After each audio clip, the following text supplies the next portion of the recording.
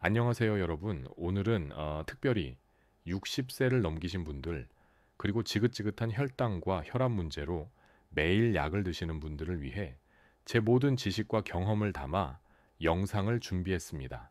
이야기를 시작하기 전에 딱 10분만, 아니 5분만 집중해 주십시오.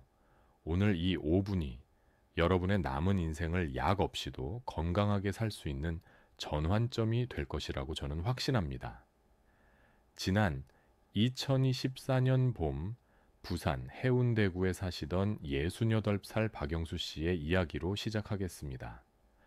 박 선생님은 고혈압과 당뇨로 무려 15년 넘게 약을 드셔오신 분입니다. 매일 아침 혈압약 2알, 당뇨약 3알을 물과 함께 삼키는 것으로 하루를 시작했죠.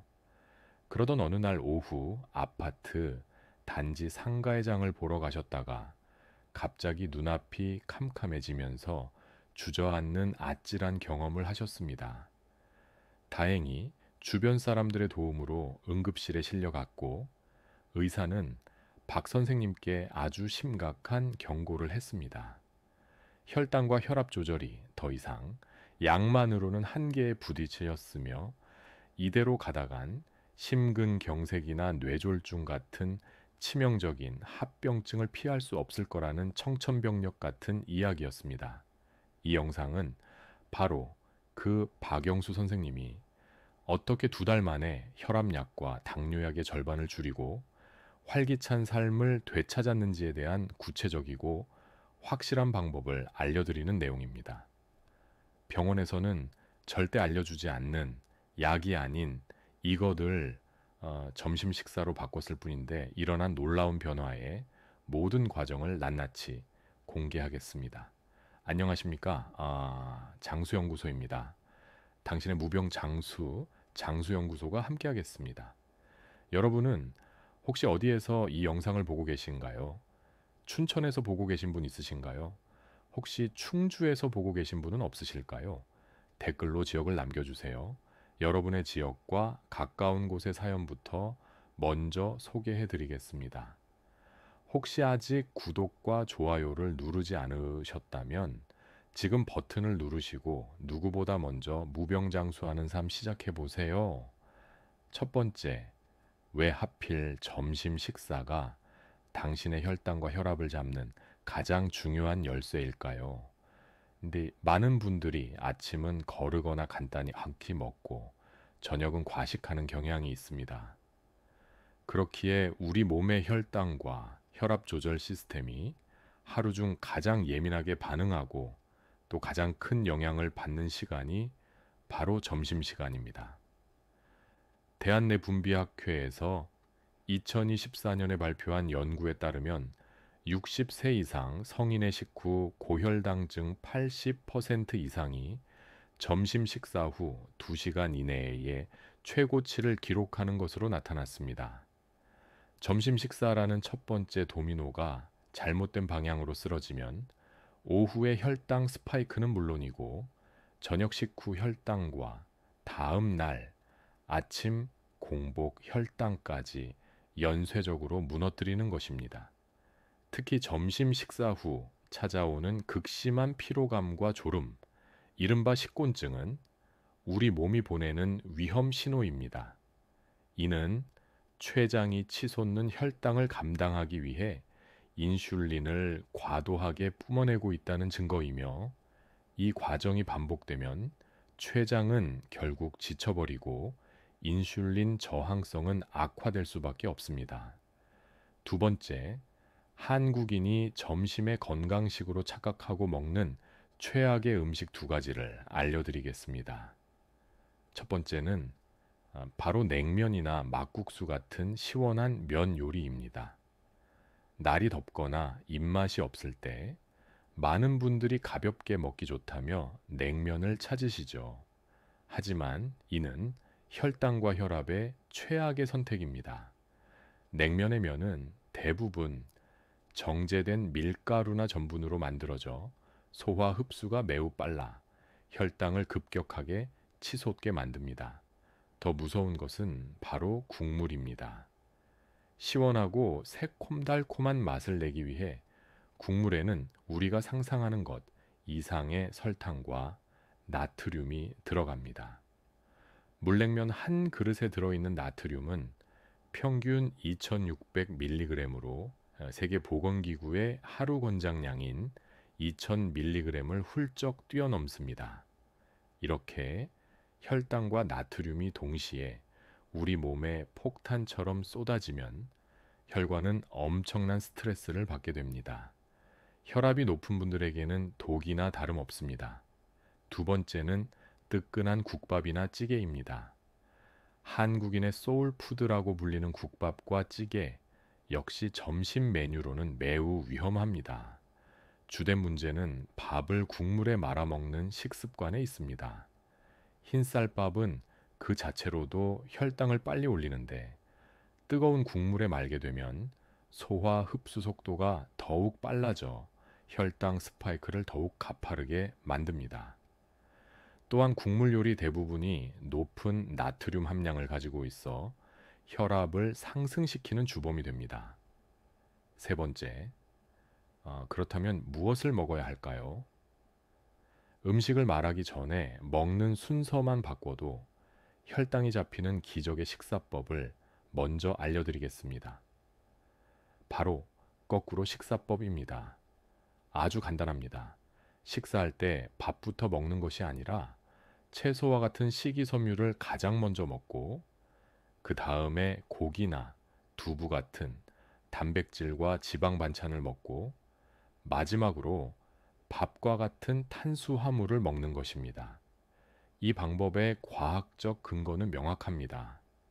식이섬유를 먼저 섭취하면 위에서 음식물이 머무는 시간이 길어지고 식이섬유가 장에서 일종의 그물망 역할을 하여 뒤이어 들어오는 탄수화물, 즉 포도당의 흡수 속도를 현저히 늦춰줍니다. 실제로 미국 당뇨병 학회 학술지 다이어비티즈 케어에 실린 연구에 따르면 식사 순서를 채소, 단백질, 탄수화물 순으로 바꾼 것만으로도 식후 혈당 최고치를 최대 50%, 평균적으로는 30%까지 낮추는 효과가 있었습니다.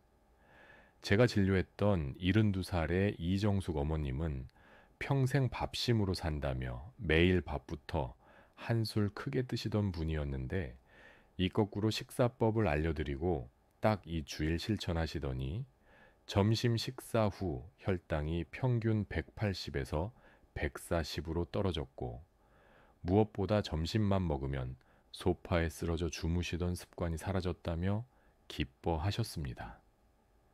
네 번째, 이제 60세 이후 우리 몸의 혈당과 혈압을 동시에 잡는 황금 점심 메뉴를 공개하겠습니다. 제가 수많은 환자들을 통해 효과를 검증한 최고의 조합은 바로 고등어 구이와 두부 그리고 올리브유를 곁들인 쌈채소입니다. 왜 이 조합이 최고일까요? 첫째, 고등어에는 오메가3 지방산이 풍부합니다. 이 오메가3는 혈관벽의 염증을 줄여주고 혈액을 맑게 하여 혈압을 낮추는 데 직접적인 도움을 줍니다. 또한 유럽 임상 영양학 저널에 발표된 연구에 따르면 오메가3는 인슐린의 기능을 개선하여 혈당 조절 능력을 높이는 효과까지 입증되었습니다. 둘째, 두부는 최고의 식물성 단백질 공급원입니다. 단백질은 근육의 재료가 되는데 우리 몸의 근육은 포도당을 저장하는 가장 큰 창고입니다. 근육량이 많을수록 혈당 조절에 유리하죠. 특히 두부에 풍부한 류신이라는 아미노산은 췌장을 자극하여 인슐린 분비를 돕는 역할을 합니다. 셋째, 쌈채소와 올리브유입니다. 풍부한 쌈채소는 거꾸로 식사법의 핵심인 식이섬유를 공급해주고 올리브유와 같은 건강한 지방은 포만감을 오래 유지시켜 식사 후 군것질을 막아줍니다. 이 조합은 단순한 식사가 아니라 혈당과 혈압을 동시에 관리하는 치료제와 같습니다. 다섯 번째, 이 황금 메뉴를 매일 실천하기 위한 구체적인 방법과 응용법을 알려드리겠습니다. 매일 고등어를 굽기 번거롭다면 훈절이나 닭가슴살 혹은 계란찜으로 단백질을 대체해도 좋습니다.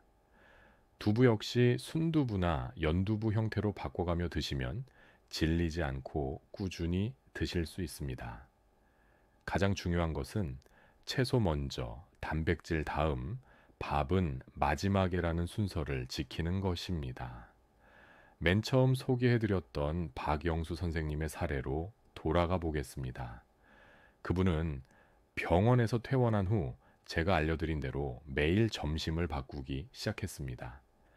월요일과 수요일, 금요일은 고등어와 두부, 화요일과 목요일은 닭가슴살 샐러드, 주말에는 가족들과 함께 두부 버섯 전골을 드셨습니다.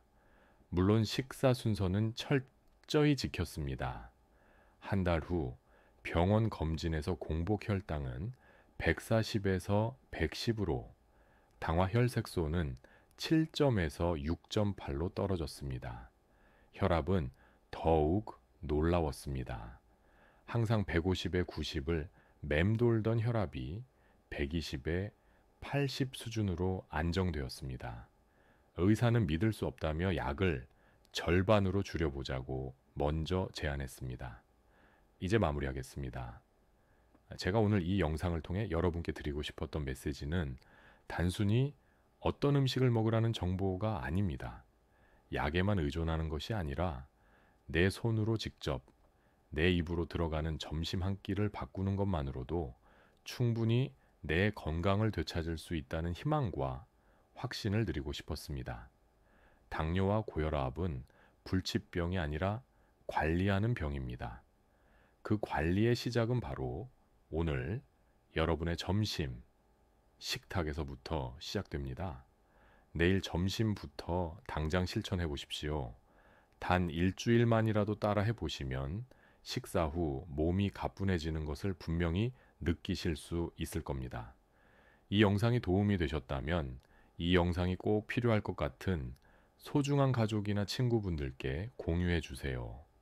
그리고 혹시 아직 구독과 좋아요를 누르지 않으셨다면 지금 버튼을 누르시고 누구보다 먼저 무병장수하는 삶 시작해 보세요. 당신의 무병장수 장수연구소가 함께하겠습니다. 감사합니다. 장수연구소였습니다.